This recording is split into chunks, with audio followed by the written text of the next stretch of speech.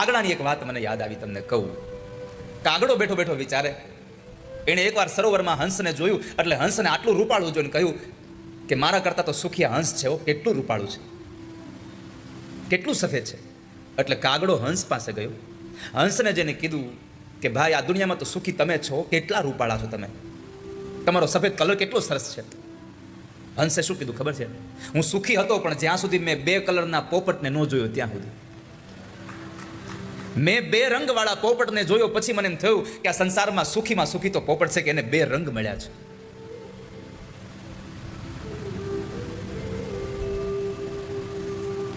તો પોપટ અને હંસ બે, હંસ અને કાગડો બે પોપટ પાસે ગયા.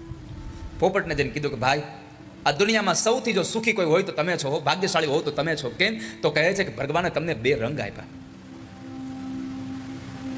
પોપટે કીધું સાચી વાત છે, હું સુખી હતો ક્યાં સુધી મેં મોરલાને ન જોયો ત્યાં સુધી. મેં મોરલાને જોયો તો હું દુઃખી થયો. કેમ? તો કે છે એને કેટલા બધા રંગ ભગવાન આપ્યા.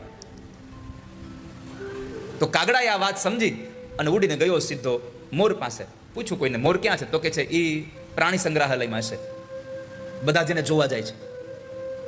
મોરલો પણ ત્યાં ગયો, કાગડો પણ ત્યાં ગયો મોર પાસે, અને મોર પાસે જેને એની પ્રશંસા કરે છે કે ભાઈ, તમે કેટલા આ સંસારમાં સુખીમાં સુખી છો કે બધા લોકો તમને જોવા આવે છે, ભગવાને તમને આટલા કલર આપ્યા છે. મોરલાએ શું કીધું ખબર છે?